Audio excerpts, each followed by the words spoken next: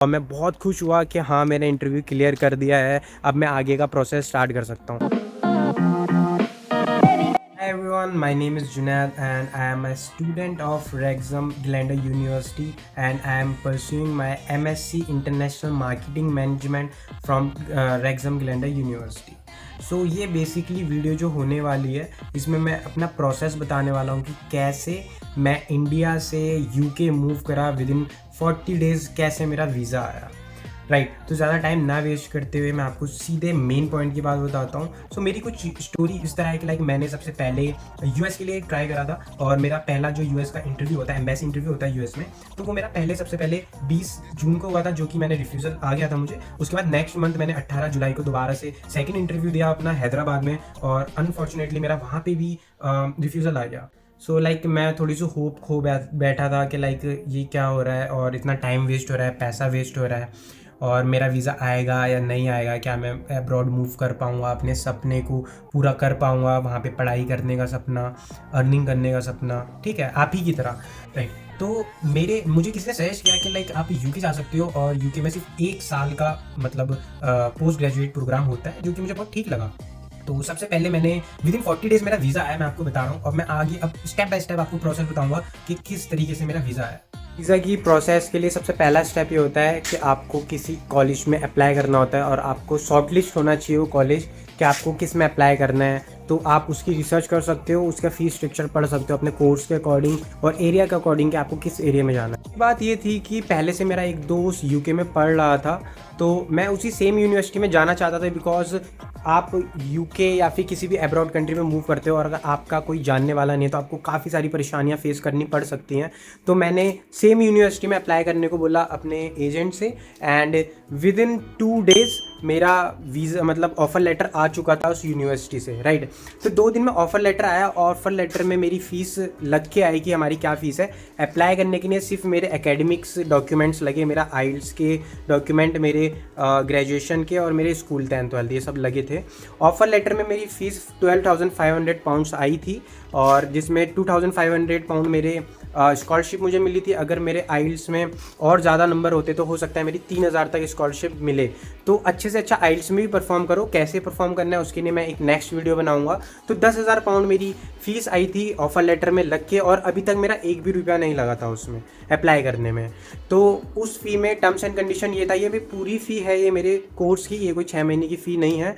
इसमें terms and condition ये था कि आपका इंटरव्यू होगा जो कि प्री कास्ट इंटरव्यू होता है, इमिग्रेशन चेक के लिए होता है वो, और वो इंटरव्यू होगा पहले आपका 1,000 पाउंड पे करने के बाद और बाकी इंटरव्यू के बाद जब उसका रिजल्ट आ जाएगा, जब वो डिसीजन आ जाएगा कि हाँ आपने इंटरव्यू क्लियर कर दिया, तो बाकी के आप 9,000 पाउंड उसमें पे करोगे। आप डरो मत, अगर आपका इंटरव्यू फेल भी हो जाता है तो पूरे पैसे यूनिवर्सिटी से वापस आते हैं। तो ये था पहला स्टेप। ऑफर लेटर आने के बाद मैंने जो फ़ी पे करी 1,000 पाउंड अपने प्री कास्ट इंटरव्यू के लिए। कास्ट लेटर क्या होता है ना, कास्ट एक लेटर होता है जो कि इमिग्रेशन को जाता है, आप जब अप्लाई करते हो एम्बेसी में तो वो बहुत ज़रूरी होता है। राइट, तो उसका इंटरव्यू मेरा शेड्यूल हुआ 4 दिन बाद, ठीक है, 1,000 पाउंड पे करने के। और मेरी पहले से इंटरव्यू की प्रिपरेशन थी बिकॉज मैं ऑलरेडी यूएस के 2 इंटरव्यू दे चुका था, मुझे एक्सपीरियंस था बोलने का, इंटरव्यू देने का हैबिट हो चुकी थी। तो मैंने अपना इंटरव्यू दिया और 40 मिनट का वो इंटरव्यू हुआ सुबह 9 बजे से 9:40 तक। और जो इंटरव्यू जिसने कंडक्ट करा था वो स्कूल की टीम से ही थे, बट वो बांग्लादेशी थे बिकॉज इंडियंस के लिए बांग्लादेशी का एक्सेंट थोड़ा ईजी टू गो होता है बिकॉज आप ब्रिटिश एक्सेंट नहीं समझ सकते, तो इंडियन स्टूडेंट को बांग्लादेशी या पाकिस्तानी से इंटरव्यू करवाते हैं, ठीक है। और मैंने इंटरव्यू दिया अच्छे से। इंटरव्यू देने के बाद मेरा उसका रिज़ल्ट आया उसके 2 दिन बाद, जो कि मैं क्लियर कर चुका था और मैं बहुत खुश हुआ कि हाँ मैंने इंटरव्यू क्लियर कर दिया है, अब मैं आगे का प्रोसेस स्टार्ट कर सकता हूँ। तो ये मेरा पहला स्टेप ऑफर लेटर, दूसरा 1,000 पाउंड पे करना, तीसरा इंटरव्यू देना और इंटरव्यू का रिजल्ट आने के बाद का प्रोसेस बता रहा हूँ अब मैं। इंटरव्यू क्लियर होने के बाद उसका जो नेक्स्ट स्टेप था वो ये था कि बाकी के जो 9,000 पाउंड आपके बचे हैं वो आपको पे करने थे प्री कास्ट लेटर इश्यू कराने के लिए, ठीक है। इंटरव्यू में दे चुका था, बाकी के 9,000 पाउंड भी मैंने पे करे और 9,000 पाउंड पे करने के बाद मैं रेडी था अपना कास्ट लेटर इशू कराने के लिए। बट इसके अलावा भी, फीस के अलावा भी कुछ डॉक्यूमेंट्स चाहिए होते हैं आपके कास्ट लेटर को इंटरव्यू कराने के लिए। बाय द वे ये मेरी को बहुत अच्छी लग रही है कार, आप देख सकते हो, ये टोयोटा की है, कोई स्पोर्ट्स कार है और मुझे बहुत पसंद आ रही है। इंशाल्लाह मैं जल्दी लूँगा इसको यहाँ पे ग्रो होने के बाद, ठीक है। तो डॉक्यूमेंट्स क्या क्या चाहिए होते हैं मैं आपको बता देता हूँ। एक तो आपका मेडिकल टेस्ट होना चाहिए जो कि टीबी टेस्ट होता है, और वो सिर्फ कुछ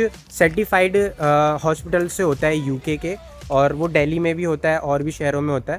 तो बिना टाइम वेस्ट करे मैंने अपॉइंटमेंट बुक करा। वो उसकी फ़ीस होती है 2700 से लेके 3000 तक। मैं अपना मेडिकल कराने गया, मेडिकल करा के घर आया। ठीक है। दूसरी चीज़ जो मैंने फ़ी पे करी थी उसकी रिसिप्ट होनी चाहिए, उसको टीटी बोलते हैं। दूसरा डॉक्यूमेंट ये हुआ। उसके अलावा तीसरा डॉक्यूमेंट आपका फाइनेंशियल प्रूफ कि आप यहाँ पे अपना लिविंग एक्सपेंस पे कर सकते हो कि नहीं पे कर सकते हो। वो आपको बैंक से बनता है और उसको फंड्स भी बोलते हैं। और मैंने खुद ही फंड्स शो करे थे अपने फैमिली की तरफ से। मेरी फैमिली ने काफ़ी मेरी हेल्प करी। किसी एजेंट के चक्कर में मैं नहीं पड़ा कि एजेंट बोलते हैं ना आप 1 लाख रुपए दो हम आपका फ़ंड शो कर देंगे, ये वो कुछ नहीं। अभी तक मेरा कहीं पैसा खर्च नहीं हुआ था, ना तो अप्लाई करने में ना ऑफ़र लेटर में। सिर्फ मेरी फ़ी पे हुई थी जो कि 10,000 पाउंड हुई थी, राइट। ये पहला डॉक्यूमेंट आपका मेडिकल, दूसरा आपने जो फ़ी पे करी है उसकी टीटी, तीसरा आपके फाइनेंशियल प्रूफ, जो कि जिसमें 2 डॉक्यूमेंट होते हैं। एक तो लेटर हेड होता है बैंक का जिसमें लिखा होता है कि आपके पास इतने पैसे हैं, और जो कि 15 से 20 लाख आपके पास होने चाहिए अगर आप मास्टर्स के लिए आ रहे हो। मेरे थोड़े ज़्यादा थे बिकॉज मैं यूएस के लिए पहले से उसमें रखा हुआ था। उसके साथ साथ एक बैंक का स्टेटमेंट पिछले 2 महीने का। और इसमें भी एक टर्म एंड कंडीशन ये है कि आपके जो फंड्स हैं एटलीस्ट 28 डेज़ पुराने होने चाहिए, 28 दिन से पुराने नहीं होने चाहिए, ट्रांजैक्शन नहीं होना चाहिए 28 दिन तक। ये तीनों डॉक्यूमेंट मैंने अपने एजेंट को दिए अपना कास्ट लेटर इशू कराने के लिए।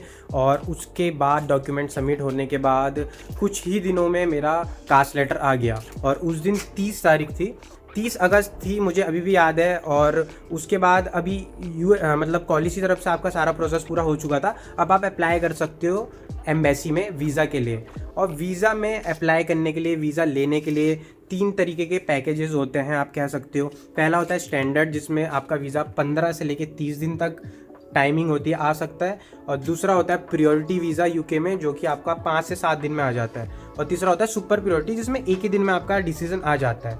बट ऑलरेडी मैं बहुत लेट था और मेरी क्लासेस 23 से थी, सिर्फ मेरे पास 20-22 दिन बचे थे। तो मैंने प्रियोरिटी वाले में जाना चाहा और मैंने प्रियोरिटी की और अपने एम्बेसी की फ़ी पे करी। दोनों लगा के 1,20,000 के करीब हुई। और उसके साथ साथ मैंने अपना हेल्थ इंश्योरेंस की फ़ी पे करी बिकॉज मेरा 16 महीने का ये वीज़ा है। इसके बाद मेरे को PSW मिलेगा 2 साल का। तो हेल्थ इंश्योरेंस मेरा 1,60,000 का हुआ। तो दोनों लगा के 2,80,000 रुपये मेरे एम्बेसी और हेल्थ इंश्योरेंस के कटे। उसके बाद मेरा अपॉइंटमेंट बुक हुआ फ़ी पे करने के बाद। 30 तारीख को जो मैंने फ़ी पे करी उसके बाद मेरा अपॉइंटमेंट बुक हुआ एम्बेसी से 4 सितंबर का। सारे डॉक्यूमेंट तैयार होने के बाद मुझे जाना था एम्बेसी 4 तारीख को। और मैं एम्बेसी गया अपने सारे डॉक्यूमेंट्स लेके। मैंने अपने सारे डॉक्यूमेंट वहीं पे अपलोड कराए। आप चाहो तो घर से भी सारे डॉक्यूमेंट्स अपलोड कर सकते हो जिसमें टीवी टेस्ट, आपके एकेडमिक्स डॉक्यूमेंट और आपके फाइनेंशियल डॉक्यूमेंट्स होते हैं। और मैंने वहाँ पे जाके अपने डॉक्यूमेंट सबमिट करवाए प्रियोरिटी वाले में। और एक प्रीमियम लॉन्च में मैं गया था जो कि वहाँ पे बहुत स्मूथली मेरा काम हुआ। डॉक्यूमेंट स्कैन हुए, स्कैन होने के बाद मेरे फिंगरप्रिंट और मेरा फ़ोटो लिया गया मेरे बायोमेट्रिक के लिए। और बायोमेट्रिक कंप्लीट होने के बाद मैं अपना घर आ गया। ये 4 सितंबर की बात है। 5 सितंबर को मैं अपने घर आ चुका था। And believe me with in 5 days मेरा वीज़ा आ गया 9 सितंबर को, बिकॉज ये प्रियोरिटी वाला था और हम काफ़ी खुश हो गए। तो ये मेरी मतलब प्रोसेस है 40 दिन की, क्योंकि मैंने फर्स्ट वीक में अप्लाई करा था अगस्त के।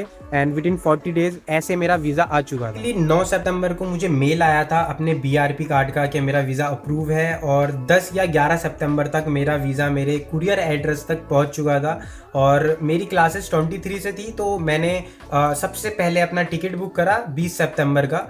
और मेरे को सब कुछ जल्दी जल्दी करना था विद इन 9 डेज़। तो मैंने अपना टिकट बुक करा। नेक्स्ट डे मैं शॉपिंग के लिए गया, मैंने ग्रॉसरी सामान लिया। एक और मैं वीडियो बनाऊंगा जिसमें आपको मैं अच्छे से बताऊंगा कि आपको क्या लाना है क्या नहीं लाना है, ग्रॉसरी के लिए क्या शॉपिंग करनी है, ठीक है।